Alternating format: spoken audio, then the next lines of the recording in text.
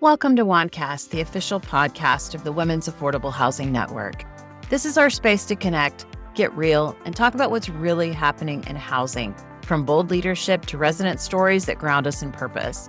We're here to amplify voices, strengthen each other, and share the kind of conversations you'd have with a friend who gets it.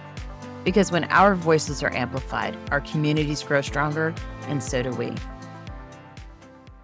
Welcome to WAHNcast, the official podcast of the Women's Affordable Housing Network. I'm your host, Angie Truitt, and today we're suiting up for a powerhouse conversation about what it means to be an ally in this industry. On the field with me today are Abe Kruger and Ben Goetz, our Ally Committee co-chairs who've been calling the plays and leading the charge to build stronger support for women across the affordable housing community. We're also joined by two MVPs in the allyship arena, Mike Duffy, WAHN's Ally of the Year for 2025, whose leadership has set a high bar for what it means to show up for others. And Brian Philps, our Indie Ally extraordinaire, who's been driving real wins in Indiana with his dedication and advocacy. Together, we'll break down the game plan for creating a more inclusive, equitable industry and talk about the teamwork it takes to move the ball forward. So let's kick things off. Abe, why don't you introduce yourself? Tell us a little bit about you, where you work, what you do. Awesome. Thank you. I'm Abe Kruger with SK Collaborative.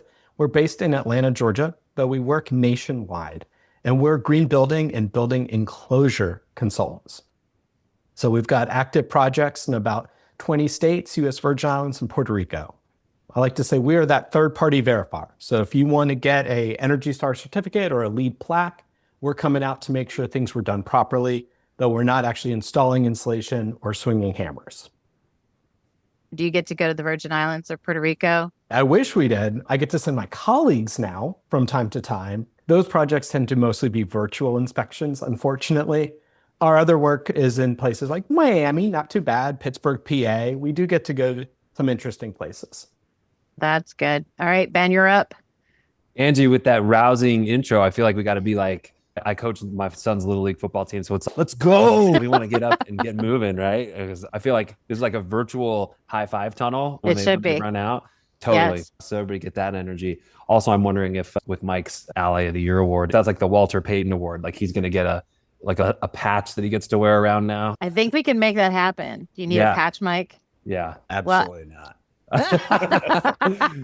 Anyway, stoked to be here, kicking this thing off. I'm Ben Goetz. I am the Vice President and Director of Originations for Churchill Stateside Group.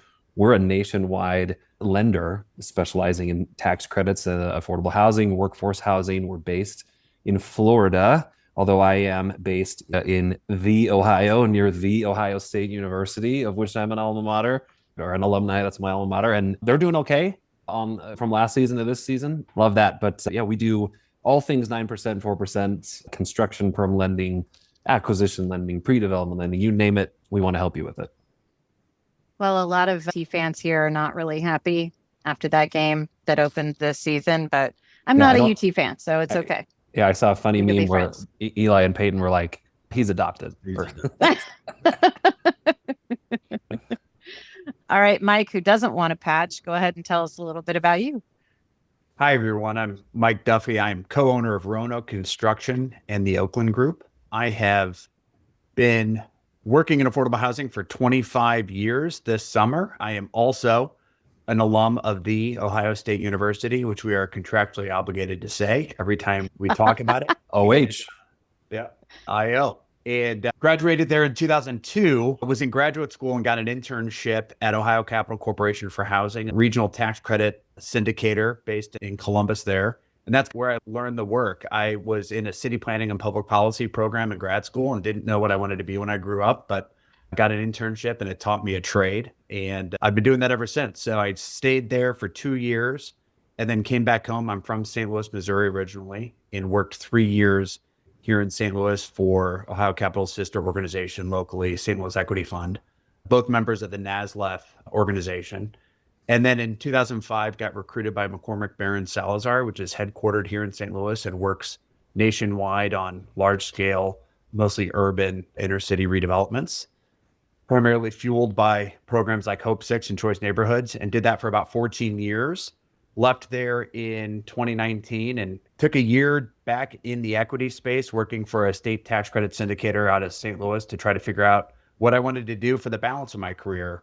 And an old friend of mine from high school, who's also been in affordable housing his whole career, had started a construction company in 2012 locally. And it was, other than working for a bank directly, it was the one side of affordable housing I hadn't done yet, which is work directly for or as a general contractor. So I took the leap into entrepreneurship in June of 2020, right at the start of the pandemic, weirdly, and joined his company, bought into the construction business, and we formed a development consultancy called the Oakland Group that we've been working mostly in Missouri, but also throughout the Midwest in helping folks, usually nonprofits, but also some for-profit companies that have a really good idea, a really good development that needs to be repositioned, and providing them that technical expertise and assistance in getting developments underway. So in 5 years, we're up to about 500 units under ownership and hope to maybe double that over the next 5 years. Wow. And I know you don't want to patch, but it really is a big deal that Mike was nominated and awarded the Ally Award of the Year by WAHN. It's completely driven by our members' nominations, and there were some incredible ones about Mike. So I'm sure we'll get into that a little bit more later. But thank you, Mike, for all you do. All right, Brian, close us out with intros. Cool. Thank you. I'll take the role of the special teams coach. I'm boss here. But Brian Philps, brand ambassador and outreach manager at ICDA, which is short for all of the syllables in Indiana Housing and Community Development Authority. We are a state HFA, or Housing Finance Agency, and follow the full gambit of everything from mitigating and preventing homelessness to energy programs to the forward 9% tax credits, multifamily, single family, where we have mortgage products and homebuyer programs and the like, but really a lot of other things too that revolve around providing housing opportunities, strengthening communities, and promoting self-sufficiency. I've been here for 24 years. Wow. Wonderful run. And I'm also blessed to be a board member on the Indiana WAHN chapter. So glad to be here. I love that. And I saw Brian and I hadn't met, but he's very active on LinkedIn and promoting Indiana WAHN and women in general. And we really appreciate that. Abe, we're kicking off a new Ally Community Initiative. Tell us a little bit about the Ally Committee's history and about the Ally community. Yeah, I would love to. So I think we are the youngest of the committees, founded in 2023, and our founding chair was Mark Shelburne. So originally, Mark's kind of task was to figure out, how do we engage with allies? How do we engage with men within the industry who want to support their female colleagues within the industry? And one thing we quickly realized was that not everyone wants to join a committee. That word, capital C, committee, can be a little intimidating for people. They think, oh, what's going to be the time commitment? Is this going to be a bunch of meetings? What does this mean? And that's really where the Ally community grew out of this. Is yes, we need a committee to help make decisions, to help drive our engagement, but really we also need to tap into the hundreds, if not thousands, of men within the industry who want to support their colleagues. And so that is this community initiative that we're launching right now. And I'll pass it to Ben if he wants to add to that. Yeah, for sure. I think it's a natural transition, and we got to give Mark the biggest high fives possible for having established that and creating this culture and this standard of this is where we can come as allies collectively, take all of our individual ideas and motivations, perspectives, whatever, and bring it here.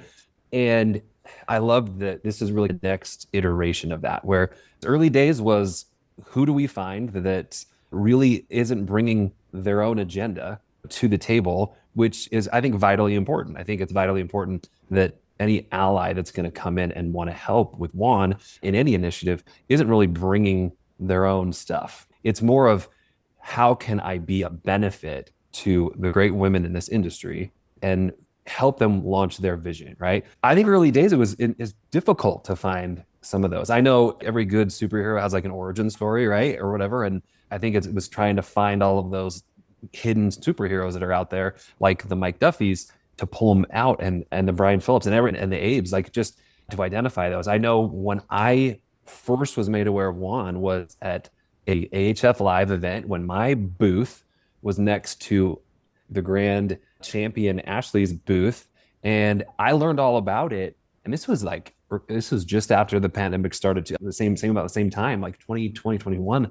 And I was floored. I loved it. I loved every second of it. And I thought, all right, what can I do to just get in at this ground level and help them grow this vision? Because this was at the start of this vision. Ashley was just so much energy about, this is where I want to take it, and this is where we want to go. And I have this vision of where we can be in 3 years. And I thought, that sounds amazing and also crazy, but I think you can do it. And so it's bringing those guys in. And as we've identified those guys coming in, to Abe's point, having a true committee sometimes can feel like, do I have an assignment? Can I contribute? What do the women in this organization really want me to contribute? Because I don't want to give something that they don't want. But also to take away a little bit of the barrier of entry of, I don't want to feel like I need to commit resources or time or whatever if I don't have those totally available, but I love the vision. Rebrand a little bit to community, or create two different opportunities here. Bring them into our ecosphere, right? So come into the community. The water is fine, and we can use your energy, your talents, your time, whatever you can contribute. Come and join us. And if you have some more ability and you want to serve a role or an assignment or responsibility, then we'll have a more formal committee that you could contribute to. But we want you to be a part of our community so that we can hear your passions and your stories, and you can bring your energy to put it behind some initiatives wherever those may be. We're doing events and conferences all over the country as we're trying to grow this, and we need people everywhere. Yeah, and I think all of that's so great. Both of you said some wonderful things, and we really appreciate you being pulled in with Ashley's excitement and vision. But I love what Mike said. We actually used you, Mike, in a commercial for Summit this upcoming year when you were interviewed at this past Summit. And he had a really great statement on there that said, usually when I go to conferences, I see a bunch of guys that look like me. And it was really great to be in the presence of women leading the discussion, women asking the questions. But I think it's really critically important. Everything we do is for our residents, and the vast majority of residents in our developments are women. And so the fact that you guys are willing to come to the table and have conversations and listen and help us grow our vision is huge for us, because ultimately we're here to serve them. So Abe, tell us a little bit. I know you mentioned some ally community initiatives when you and I were speaking last about it, and you wanted to put some structure behind that just so that people have an idea, if they have some time, if they have some capacity, what is it that they can do? We get asked that question a lot. I want to help. How? You want to run us through a little bit about what your quarterly goals are? Yeah. So like you said, we wanted to bring a little bit of structure and set quarterly goals for initiatives. And so every quarter we have something planned. And then obviously on a rolling basis, we are here to be tapped to help however possible. And so these asks might come from individual chapters, it might come from national, but we want to be there like in waiting if something needs, and we can spring to action. But at a minimum, in the first quarter of the year, we're doing sponsorship follow-ups. So a big part of being an ally is simply helping with fundraising. It's helping national with getting sponsorships, either at the national level or for individual events. So in Q1, we're getting tasked with, all right, hey, do you know anyone at this organization? Can you help us with our fundraising goals? In Q2, we're volunteering at the National Summit. So the summit is open to men. We are welcome and encouraged to attend. But the Ally Committee and the Ally community is tasked with all the volunteering support positions. So when you go to a conference, oftentimes when you go to registration, it's being manned by women. Oftentimes when you are in a session and someone's running a microphone around for the Q&A, it's a woman doing that. And so we wanted to flip the script on this. And Mark Shelburne gets a lot of credit for this because it was such a wonderful and really simple idea of just, hey, let's let the guys do all those support positions. And so when you go to Summit, it is men who are working at the booth. It is at the registration table. It's men who are at the merchandise table. So if you want to get some WAHN swag, it's going to be a guy working there. It's guys running microphones. It's if a speaker has a need with their tech, It's a guy who's going to be tracking down the tech support. So that's what we're doing in the second quarter. In third quarter, we're doing panels and education. So an event like today, where we're talking about, last year, our session was on effective allyship. And then in Q4, to close out the year, it's the sponsorship asks, but then also we like to do a day of action or visibility. So last year, it was getting allies to commit to a particular day to promote the ally pledge. And so on social media, you were saying, I took the pledge, you should too. This is what the pledge means to me. This is what allyship means to me. And so that's what we're doing in the fourth quarter. And I want to talk about the Ally Pledge in a minute, but you mentioned at Summit seeing the men in positions that are traditionally manned by women. It has such an impact on our membership. We get tremendous amounts of positive feedback just from that. Our members who attend just love the visibility of our allies being there, being helpful and supporting us in that way. And I had a great story from this past summit. Little Claire Melkai, who's actually from Columbus, and Ben knows her, and her dad gave a welcome to our WAHN Impact session, but she's 9 years old and couldn't quite reach the podium. And the hotel brought some huge box for her to stand on, which wasn't workable. So I went to the ally table and I said, can someone run to Target, please, and get us a stool for Claire? And I think Ben scrambled, found a couple of guys who could just leave registration and run to Target, which was a few blocks away from the hotel. And they texted me a picture and they're like, does this work? It was perfect. And they brought it back. We got a picture of them with Claire, like giving her, but that was just an example of something that we didn't have to worry about putting on the summit. We had allies had our back and they just ran an errand. I'm sure they probably had fun running around Target looking for this stool, but we appreciated it. It made a tangible difference for us at Summit. So we really like having you guys around for all of the reasons. That just takes a lot of pressure off of us when we're trying to put on a big national event. Oh, it's a great lesson I learned from my wife about being able to make a midday Target run. Like she was like, you've been taught well. Yes, it was perfect. And I know the OG story we like to share about Mark Shelburne, who you mentioned earlier on, Abe, is the very first WAHN Summit that we had in Atlanta. And one of our sessions broke and all the women wanted to go take a restroom break, freshen up a little bit. And there was a line coming out of the women's restroom.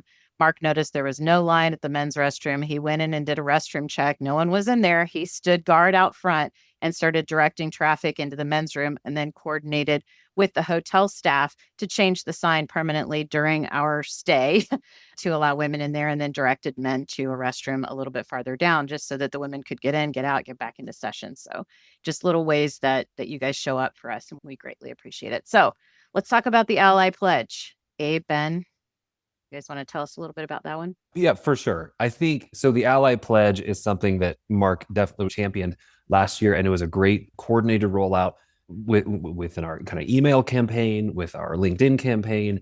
And it's a very simple statement, essentially, of some commitments that I think that any true motivated ally can commit to. And it's found on the WAHN website. And there's a section of it where it lists everyone who's publicly committed to doing that. And essentially, it puts our intent and our motivations right at the forefront to say really what we're intending, which is we want to be this resource. We want to recognize where we're at in terms of a true partner and not utilizing our relationship to WAHN or to any of the women there in the organization for things that are not going to advance the focus of WAHN. And there's a few elements to that. And I know we can talk about some stories about that, but I don't know, Abe, if you want, do we want to go over each little point that's in the pledge, or?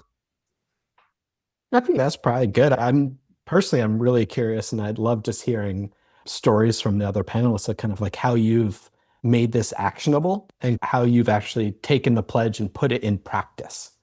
So I don't know if Mike or Brian want to share an example of kind of what that allyship looks like on a day-to-day, because Ben said it's one thing to just take this form and sign it and say you're committed, but it's another to actually put it in practice. I can go. So yeah, this pledge was introduced to me about this time last year. I was part of the fourth quarter effort by you all to make the pledge and then be public about it on LinkedIn. And it actually resonated with me primarily because when I decided to join my partner Kevin in his business 5 years ago, and we were sketching our kind of combined business plan on the back of a napkin, we talked about our previous employment experiences over the first 20 years of our career and what we would like to do, what we'd like to change about those experiences from past positions of not being in leadership, but being managed by other folks, and then what we'd like to replicate. And we both had both positive and negative experiences in our career with various forms of mentorship and the like. And what we really committed to as partners is he and I have basically been raised in very typical Midwestern middle class families. So we're not necessarily silver spoon kids, but we've also been given a lot of advantages and a lot of privileges due to the fact of where we were born and how we were born and to what families we were born. So we wanted to be very intentional in building our business in who we hired and who we chose to mentor and the like. So there's 3 parts to the pledge: professional, organizational commitments, individual commitments, and then supporting your WAHN chapter commitments. And it really resonated with me based upon what Kevin and I had decided to do in our own kind of hiring and mentorship practices, seeking out folks that probably didn't get the same kind of opportunities we did early in our lives and then early in our careers, and really work to build the next generation of folks that hopefully in conferences I'm going to when I'm at retirement look a lot differently than they have been over the last 20, 25 years.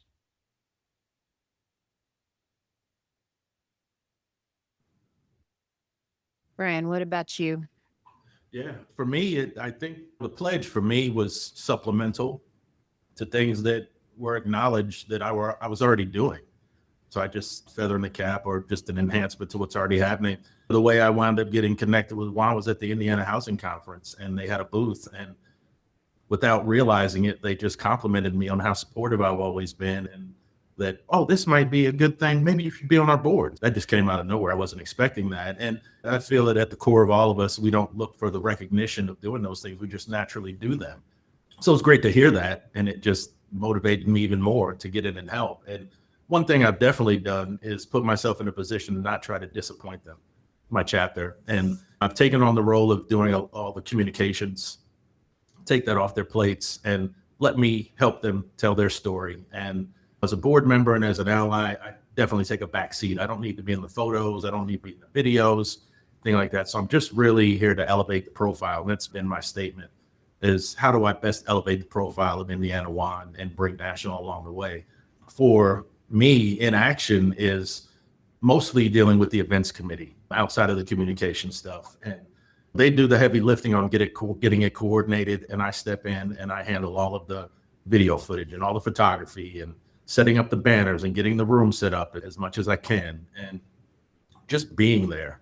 I try to make suggestions from time to time, but I really just let them tell me what they need and what I can do to help. And that's really it for me. I'm somewhat proactive, but mostly reactive to things. But again, I just don't want to let them down. So I definitely carry a lot of that feeling with it. And as long as they're happy, I'm ecstatic. So I love that, Brian. I love, and Mike, that what you shared, because, and when I was with Brian in Indiana, the housing conference a couple of weeks ago, we were talking about making a shirt, right? It was like, ask me how to ally or something like that, right? Yes. And we're just walking around and we're like, I love it. That's a brilliant idea, because I think the question of individuals outside of the ally community, or maybe who hasn't taken the pledge or even you reviewed it, is what does that look like? What do I do? How do I be a part of the community and be meaningful, or even just be around? And I think we got to ask those questions, because it's one of these things where you just be. It's who you are. It's ingrained in what you are. And we all do it in a different way, but I think it's that base level intentionality that we bring to it, right? So you've got these great stories where it's practical. I do the same with my Ohio WAHN chapter that I love supporting, where I do the same thing where I sit back and go, all right, I'm happy to do anything. I'll set the table. You tell me when to be there, when to close up shop, set up the banners, or it's something simple as that, or something larger, like maybe helping provide some content or whatever. One of the things that I'm really rewarding is when I'm asked to be a part of a panel at an industry event. Number one, I am full of imposter syndrome. And so I already hate doing that. But one thing that we commit to with the Ally Pledge is being mindful of what that panel construct looks like. And what Mike was saying earlier, he goes to conferences and sees just a bunch of guys like us, right? If I look at the panel construct I've been invited to, number one, after I get over my fear, number two, I'm going to look at, is it just a bunch of guys that look like me? And if that's the case, I have been vocal, and I was a little nervous to do it at first, but I've been vocal to go to the coordinator and say, I really appreciate the invite. However, I've made this commitment as a supporter of WAHN that I'm not going to do a panel with a bunch of people that just look like me. So what can we do to adjust this and bring in some female voices? Because I'd love to help, or maybe I'm secretly saying I don't want to help because I'm scared, but I'd love to help. And by so doing, I've been able to change the makeup of that panel. And it doesn't, at least by my estimation, it's not like ruffling feathers. And I think that, I believe that the content is better because of it. And I've even supplemented myself on a panel and brought one of my female employees in and said, I want to give her this opportunity because I think she's great. She's not as scared as me to do this. And she's fire. Like, she can do that. And I think it's been really rewarding because it educates upstream to individuals who are like, I didn't know about WAHN, and I didn't realize that you're providing this commitment level, and that's cool. So it starts a discussion, and it's helped driving awareness. Also, to clarify, Ben, it was national WAHN branding or local branding. Are you our next ally? That's what it is. Are you our next ally? Gotcha. Okay. Yeah. Well, I love all of it. We'll just make a ton of ally shirts. Yeah. The other thing I wanted to add is I think it becomes natural that you carry it with you. It becomes part of conversations. At the conference a couple of weeks ago, I think we made it a point to go grab men and bring them to the table and talk to them and show them the QR code and say, this is what we do. This is what this is. Are you ready? And I take that with me in my day to day. When I talk to people, I say, oh, have you also heard of WAHN? And we have this chapter. So it's become part of my walking around talking points, things like to naturally WAHN is built into my day to day interactions and conversations as well. I think that's so important because I've met some people. I was talking to somebody just last week about an episode of the Wancast that we did with a phenomenal woman. And he was very interested in the content. He said, I've seen your posts about Wancast, but I just didn't think that related to me and my work. And clearly I was wrong. And that obviously launched a conversation about the ally community and the ally committee and everything that I love about what you all do. But it's so great for us to have you all as a natural platform to help spread what we do, because it isn't just for women, right? It's to benefit the entire industry, and your voices carry that message a long way. So thank you to all of you for that. Abe, did you want to share any ally in action examples? A lot of folks just need to take the blue pill or the red pill. They need their eyes opened to some of the things at play. And that's where being on a panel and pointing out the lack of diversity is so important, because I do think that there's just some, and I say this without judgment, but just some ignorance at play, where I think it's just people, oh, I know these people, so I'm going to reach out to them and put them on the panel. And so there's just these blind spots. And so I do think that for a lot of folks, they're well-intentioned. And when you point this out, they're like, I didn't even think about that. And you're just like, you should have. But okay, it's okay. And so I think that's a big part of allyship, is being able to talk to the folks like your peers like that. Because I do think that oftentimes that message is going to be received a little bit easier. So that's where I see it, is definitely as I'm assembling panels or being asked to be on panels. So I love Ben's example there. But then it's also as a business owner, and I'm responsible for hiring. Like looking at who are my colleagues and how do we approach diversity, and very much looking at it through the lens of, I want a company that's like reflective of the construction industry. I want a construction industry that's reflective of society. I want a construction industry that at all levels is reflective of society. And like for us, like diversity is a strength. It fluctuates, and depending on how you slice and dice the numbers, we're over a third non-white employees. We're about half female employees, but I want folks who have different backgrounds than me because I want them to approach problems and questions from different directions and from different angles. As we're sitting around the table, like, I don't want just cookie cutters of me all thinking the same way. I want people who are like, oh, that's interesting. I approach it from this direction. And I can be like, I did not think about it at all that way. But so we do better because of it. So again, like, I just think about it through this lens of diversity is strength. It's an asset. And like, the industry benefits from this. I benefit as an individual from this. I agree. Mike, so we talked a little bit about you winning the Active Ally Award, which was created in honor of James Cromartie, who we lost several years ago in a tragic accident. But he was known in the community as being somebody who always took a stand for women in the industry. And so we take this award very seriously. And like I said, reading through the nominations that we receive for all of these wonderful men every year. I'm a crier anyway. If you guys have seen me at Summit, chances are you've seen me cry multiple times. I couldn't get through reading those nominations without tearing up, because being a woman at the table in a time when the industry I came from, the practice of law, was a completely different world than it is today. I know what it feels like to not be listened to be judged. I was told by the managing partner of my law firm that he doesn't like to hire women because as soon as we get pregnant, we get lazy.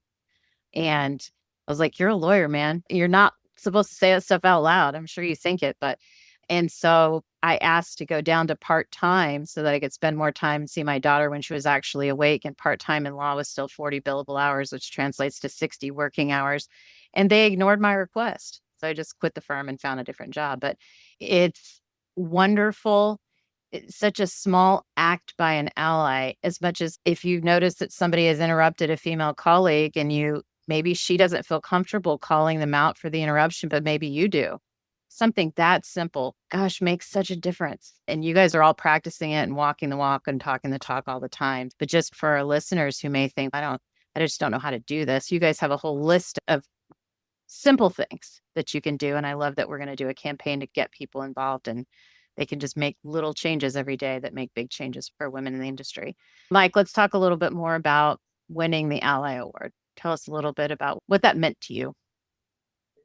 As I think you may remember, you learned that I am a crier as well. First of all, I was not aware that I was being nominated. I found out after the fact, and actually first thought it was a practical joke that somebody was trying to play on me. I don't really seek much in my career for any kind of public acknowledgement of my efforts or anything like that. And I've been involved with the Missouri Workforce Housing Association for a long time, but very active since I formed my own company 5 years ago. And Jeff Smith, who's our executive director, is the one that I think that sort of led the nomination. And so he mentioned it offhandedly on a call I was having with him. And I just said, oh, that's funny. But then found out it was real. And also, I don't know who wrote those nominating letters, but I guess Jeff organized a group of folks. But yeah, many people who were on the committee that selected me came up to me at the conference and said what you just said, Angie, about the nice things that people said about me in their letters, which again was frankly all the reward I really needed, was to hear that people with, that I obviously know, but didn't know they were doing this, were reflecting on my actual kind of behavior and actions that they've had with me over my career. So that was very humbling and very rewarding to hear. But yeah, it meant a lot to me. And I decided to talk at the conference about what I think has informed me in my allyship over my life. And it was all about my mom, who has been the strongest foundation for me and for my success, both personally and professionally in life. And so that's what was most rewarding for me, is I think it's basically a testament to her great work. She was a single mom of 5, and I was the middle child. So as I like to say, I was the forgotten kid. I wasn't allowed to be a kid. She had a focus on my older brothers and my younger sisters, but I learned a lot from her. I learned a lot from her about how to take a whole set of bad circumstances and make a positive life out of them and raise a strong family. And so it was that's honestly the most rewarding piece of it, is how I feel to ultimately attribute to my mom and everything she's done for me. Can you share the story that you shared with us at Summit about helping her Because you're trying to get me to cry again? No, you don't need to cry. And no one's going to see it anyway. So you can get sniffly and I'll even edit it out if we need to. But it was such a great story. I tell it to everybody. Not the crying part, but just the great story. Yeah. I'm sure there's video out there and someday somebody will find a way to put it up at one of my Missouri conferences or something to embarrass me, which is fine. I love being embarrassed, especially talking about my mom. But so as I mentioned, she was a single mom. She got married a second time as I was leaving high school, and that second marriage didn't work out. And I had moved home from grad school and from working at Ohio Capital and started working at St. Louis Equity Fund here locally in St. Louis. And we have a great nonprofit in St. Louis that's been around forever that I got to know in my working at St. Louis Equity Fund called WAHN Housing. And WAHN Housing is based in St. Louis County and has primarily focused on building homeownership opportunities, mostly for single mothers through the low-income housing tax credit program. They pioneered 30 plus years ago this kind of lease purchase concept in light tech development, and has a really great charismatic leader in Chris Krameyer. And Chris became kind of somebody I looked up to and a little bit of a mentor of mine. And when my mom got divorced, she had nothing going on professionally and was really down, and I needed to get her out of the house basically and get her out doing something. So I called up Chris one day and said, "Hey Chris, you got any volunteer opportunities? I just want to get my mom out of the house for a bit." He's like, "Absolutely. I'm a nonprofit. I'll take any free labor I can get." And so I sent her over there. She was thankfully a willing participant in my little exercise. And about a month in, got hired on part-time.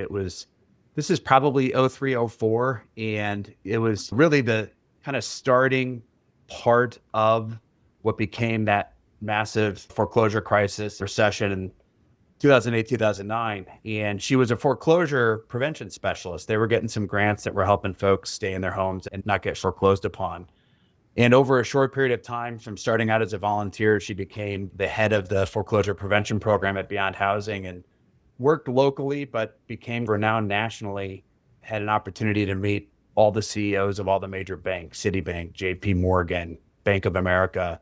Got invited to the White House for a symposium on foreclosure prevention during the Obama administration, and just recently retired a few years ago after a late in life 20-year career that really just started with me trying to find a way to get her out of the house for a minute. And in winning the award, and this is the realization I had actually literally up on that stage that day back in May, that was what I feel like was maybe my first major act as an ally, was helping her find something that could help her pass the time, but then having just a little bit of a part of having her basically have a wonderful career that she's super proud of. And despite her retirement, she continues to do a little bit of part-time counseling. Now it's all about eviction prevention.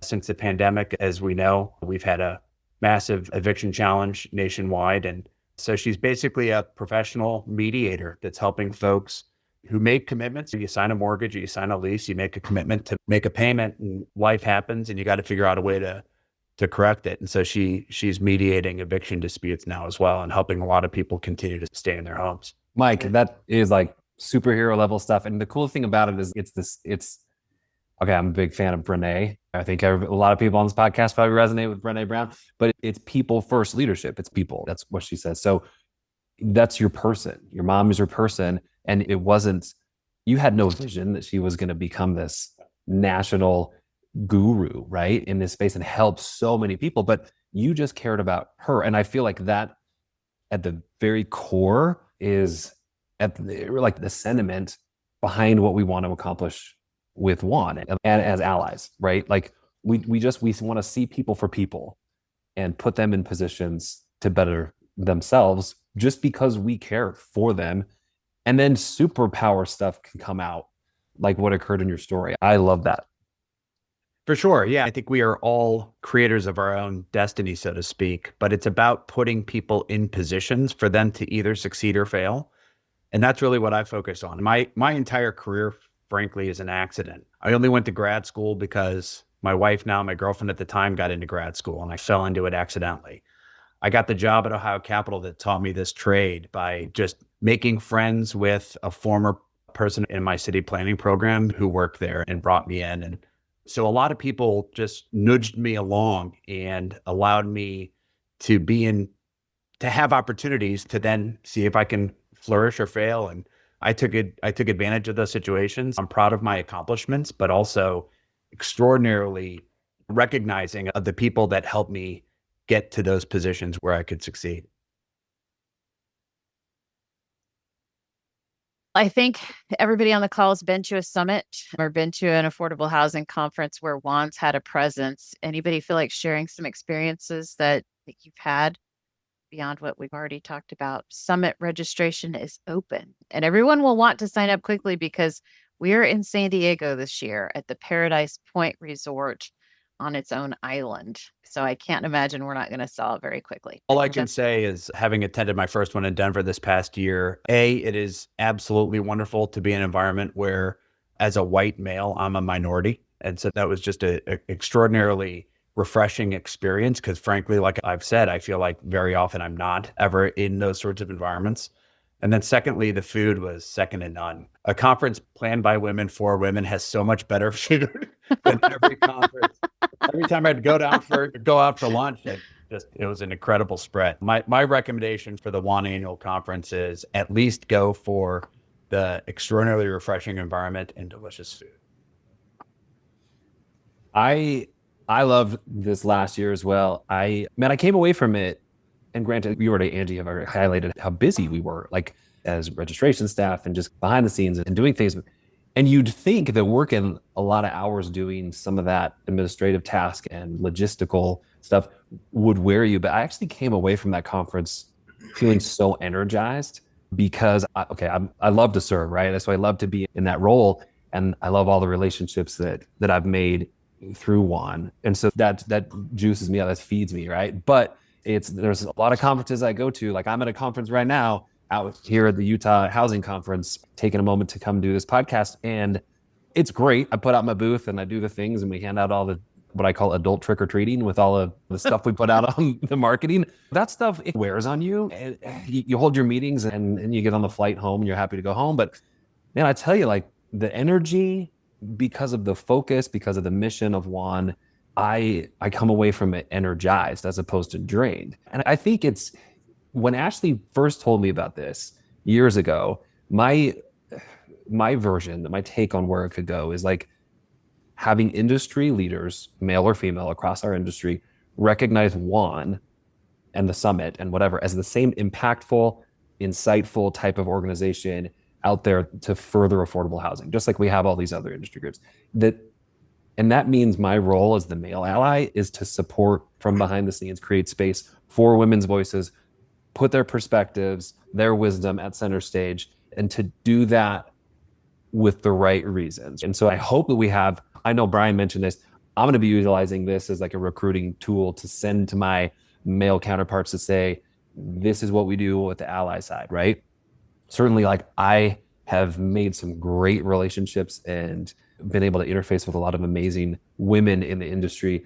And I think if some allies or potential ally, should I come to the WAHN Summit? Should I attend? I think the answer is yes. Like for sure, we want you there. We want you there for great reasons. We want you there to become supportive, but we want you to come and get content that you would get from, you fill in the blank from other conference, and to know that it's just because it's coming from women's voices, like it is of equal value. And these are wise, educated, experienced women sharing their knowledge.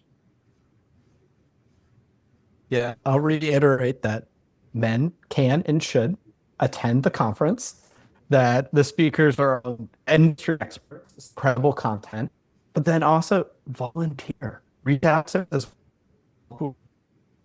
Because I've on the first summit in Atlanta, and it was a lot of fun. I gotta say, like just hanging out with folks and getting to everyone. I feel like one of the early things I learned in my career was volunteer at the registration table. That's the best way to meet everybody, because everyone has to come down, get their badge. And so getting to work registration, it was so much fun getting to meet all the attendees and getting to hang out with the other volunteers. And it felt good, right? Being that support role. Highly recommend everyone should attend and or volunteer. Yeah, I look forward to San Diego. I'm going to seek my authorizations and approvals to get that in place. I feel like that's where I need to be. I did want to just briefly reference the Indiana Housing Conference, and I guess give a couple shout outs, because one thing that we have been able to do is incorporate our annual day of service into the housing conference, which is a great opportunity for us to elevate two worthy non-for-profits, but also that's another recruitment tool for us, for people that want to use some PTO or just some of their personal time to come out and help with some things. So Girls Inc. is an organization that caters to young girls. We created some kits for them, and then Dayspring is another place here in Indy, and we went and did some painting and tooling up and things like that. But I feel very confident that I got at least 3 new allies out of that, on top of some new members for the agency as well. But the Indiana Housing Conference, it's put on by our agency and the Indiana Affordable Housing Council. And the council has been more than supportive of giving us a place and a space and the resources. We are a beneficiary of the charity golf outing, so we do get a check from them, and that helps us further the mission.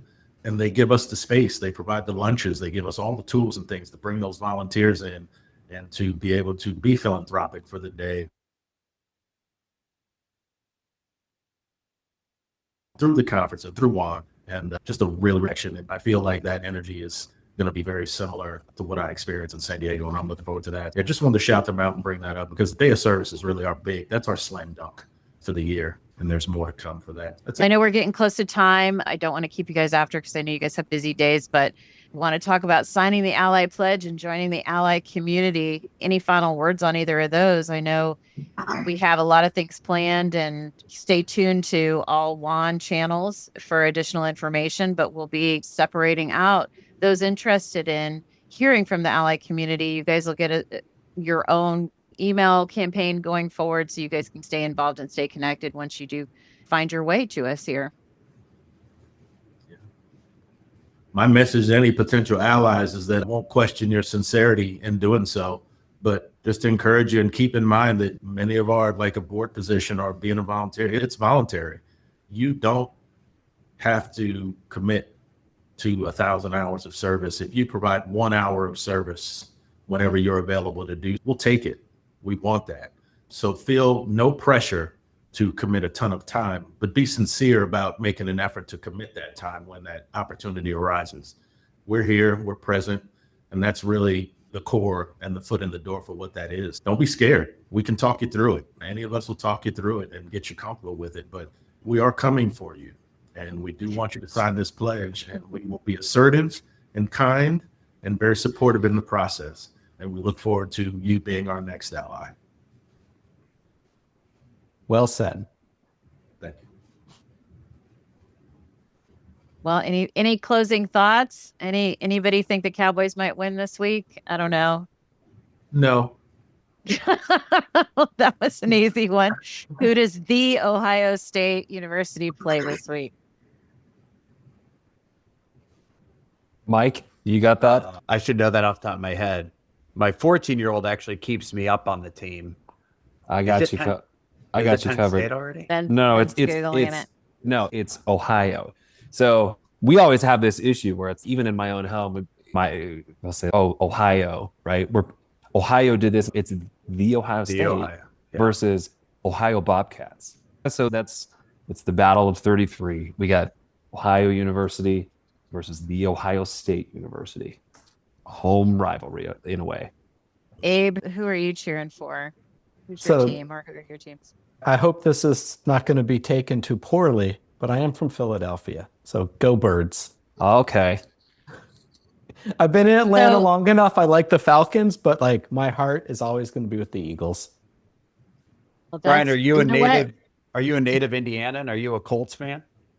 I am a Colts fan. I am a native New Yorker, but I am all over the place. So Yankees or Mets? Mets. Okay, good. We could still be friends. Yeah. Don't like my guys. But to my friends, Mike and Ben, I will simply say, go blue. Yeah. Michigan through and through. Interesting. Hey. But also go Hoosiers. We're big IU football and all sports. IU Purdue some, but mostly IU, and I'm a big guy. But my New York ties take me Mets, Knicks, Islanders, and Giants. I do think, for the record, just because this is a nearly all-male podcast, it was Angie's fault that we decided to use football metaphors through the whole podcast. I think you brought that up at the front end, so I just want to make sure that For the record, we set that straight. Absolutely. I'm a rabid, obviously deluded Cowboys fan. I love to talk football, but I'm smart about it because I know we aren't good. We have talent, but we can't make it do anything. So we have the same season every year, just rinse, repeat. The Astros, though, make me a little happier. And I know that everybody isn't super happy with us, but it's been years. And anyway, you got to take it. You got to take it when you can. Sure. Yeah. Yeah, we do. I enjoy it. And just a point, so Brian, it's a good thing you said Mets, because I learned in talking to Ashley recently when we were talking to Glenn Hops, actually at R4 on a podcast a couple of weeks ago, that she's a Yankees fan, which I didn't know. And I don't know why I didn't know that. Now you have problems. We do. I told her our dynamic has completely changed, but the Yankees have not gone to the World Series since Jose Altuve came on the scene. So as much as they boo him when he plays up there, they still can't get past him. So something I'm proud of. I do question, when I see a Yankee hat, I question if do you even know 3 players on the team. Like the Yankees hats are so trendy, I don't trust them anymore. Yes, they just like the logo anymore. Oh, for sure. My wife just ordered a hat for a trip we went on because she just needed a hat. Of course, it came with the Yankees logo. And I just was like, babe, you never watched baseball in your life. I love you, but just fashion. I do Aaron Judge. I think he's a good human. He's obviously a phenomenal player. So I'm not an all Yankees hater, just the organization, kind of like everybody hates mine. That's okay. Aaron Judge is a Michigan grad. Oh, okay. There we go. Good deal. Abe, any thoughts on Philly's Karen? Oh, I have thoughts. I do. Yeah. That was crazy. I understand the unwritten rule about leaving your section to go to the other section for the ball, but the dude went 6 seats? 10? He did not go very far. And come on, he gave it to his kid. I think, I do feel bad in this world of social media where she's going to get identified and this is going to be painful. But I'm like, come on. She was out of control with that dad. Yeah, she might have to move. I think it's going to be hard to get away from that moniker for her, but that's okay. Yeah, just hoping those weren't season tickets. Like the misidentified woman. I feel bad for her. Oh my gosh, and her husband. Yeah, she was, but I'm a Red Sox fan. Not me. It's not me. Definitely, her behavior was abhorrent, but similar to the guy from the U.S. Open that snatched that hat away from that poor kid. But those kids end up getting at least something great from the athletes that witnessed all of that. Yeah. If there's an upside to somebody's horrible behavior, it would be that. Thank you all for chatting with me today. And more than that, thank you for being allies to women in the industry and supporting WAHN the way you do. We couldn't be what we are without you. And it's really important for us in every conversation we have to let people know we are not just an organization for women, that men are welcome here. We encourage men to join, and it's because of leaders like you that men want to. Thank you all. This is the part where we've all put our hands in the middle and go WAHN on 3. Yes. Lead us, Ben. Exactly. And I definitely want to get together on all the t-shirt ideas, so you guys will be set up at Summit and every other conference you attend and everywhere. You'll be all WAHN'd out. I would love that. So, all right. Swag. All right. Thank you, guys. Thank you. Thanks, everybody. Thanks for being here with us on Wancast, the official podcast of the Women's Affordable Housing Network. Every guest, every story, every listen helps us keep this space real, rooted, and resonant, and we're so glad you're a part of it. Big thanks to our guests for sharing their time and knowledge with us, to our sponsors for making this platform possible, and to you for tuning in, sharing, and helping us keep this conversation going. Be sure to follow, rate, and share Wancast wherever you listen, and bring a friend next time we save them a seat.